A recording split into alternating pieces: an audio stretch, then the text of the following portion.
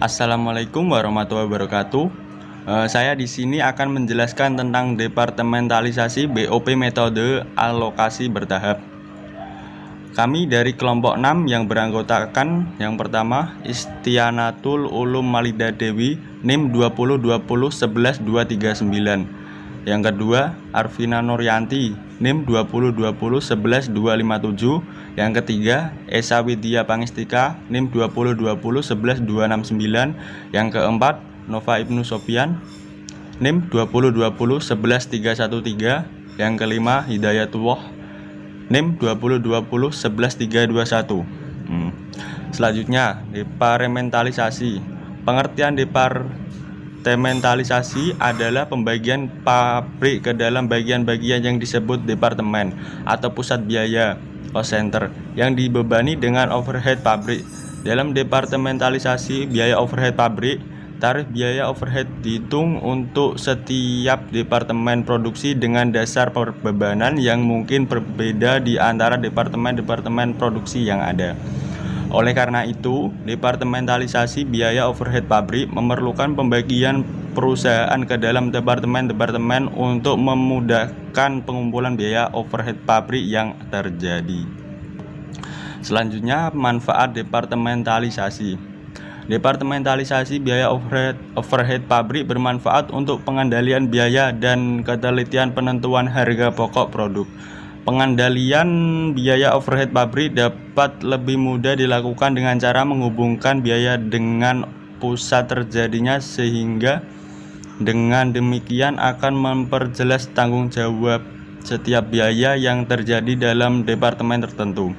Dengan digunakannya tarif-tarif biaya overhead yang berbeda-beda untuk tiap departemen, maka pesanan atau produk yang melewati suatu departemen produk akan dibebani dengan biaya overhead pabrik suatu tarif dari departemen yang bersangkutan.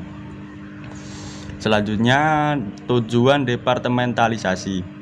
Adapun tujuan utama departementalisasi BOP sebagai berikut. Yang pertama, untuk membebankan biaya overhead pabrik dengan adil dan teliti. Yang kedua, untuk mengendalikan biaya overhead pabrik yang lebih baik. Dan yang ketiga, untuk pembuatan keputusan oleh manajemen.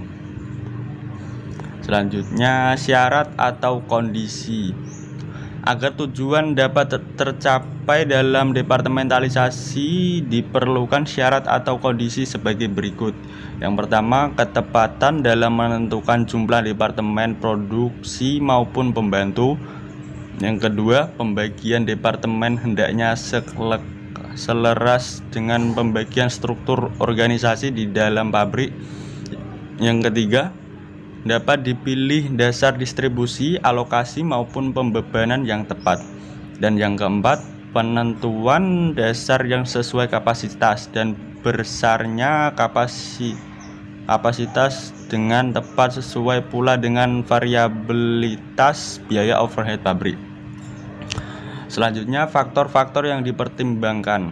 Faktor-faktor yang harus dipertimbangkan di dalam menentukan atau memilih departemen di dalam pabrik adalah sebagai berikut.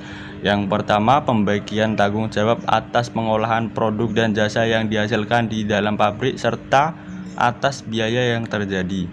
Yang kedua, sifat operasional dari setiap tahapan pengolahan produk dihubungkan dengan gerakan-gerakan yang dia lalui produk di dalam pabrik. Yang ketiga, lokasi dari operasi, proses pengolahan, dan mesin. Yang keempat, jumlah departemen atau pusat biaya yang tepat.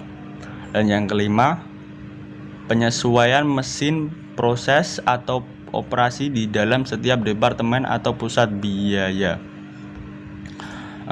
Penggolongan BOP. BOP dapat digolongkan dengan 3 cara pengolahan. Antara lain, yang pertama, penggolongan BOP secara sifatnya. Yang kedua, penggolongan BOP menurut perilakunya dalam hubungan dengan perubahan volume produksi. Dan yang ketiga, penggolongan BOP menurut hubungannya dengan departemen. Selanjutnya, metode alokasi bertahap atau step method. method. Metode alokasi bertahap step method digunakan apabila jasa yang dihasilkan departemen jasa jika hanya dinikmati oleh departemen produksi saja, melainkan digunakan pula oleh departemen jasa yang lain. Sebagai contoh, bagian jasa terdiri dari bagian pembangkit tenaga listrik dan bagian respirasi. Bagian pembangkit tenaga listrik menggunakan sebagian jasa yang digunakan oleh bagian respirasi untuk memperbaiki mesin-mesin diesel. Sebaliknya, bagian respirasi menggunakan pula sebagai jasa yang disediakan oleh pembangkit listrik untuk menggerakkan peralatan respirasi.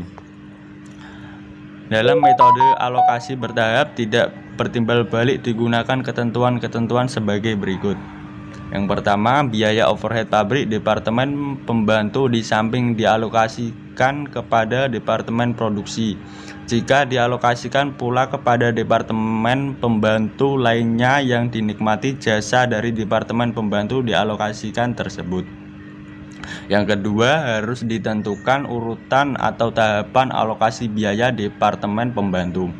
Yang ketiga, dalam metode ini dipakai anggapan bahwa suatu departemen pembantu yang biayanya sudah habis dialokasikan tidak lagi memperoleh alokasi biaya dari pembantu lainnya, meskipun departemen pembantu tersebut juga menikmati jasa dari departemen pembantu lain yang biayanya dialokasikan. Dan yang terakhir, keempat, dalam menyusun tabel alokasi biaya departemen pembantu di mana departemen produksi diletakkan pada sebelah kiri dan departemen pembantu diletakkan sebelah kanan. Departemen pembantu yang dialokasikan pertama diletakkan pada kolom yang paling kanan, demikian seterusnya urutan kedua di kirinya. Sekian, terima kasih dari penjelasan dari saya. Apabila ada salah kata, saya memohon maaf sebesar-besarnya. Wassalamualaikum warahmatullahi wabarakatuh.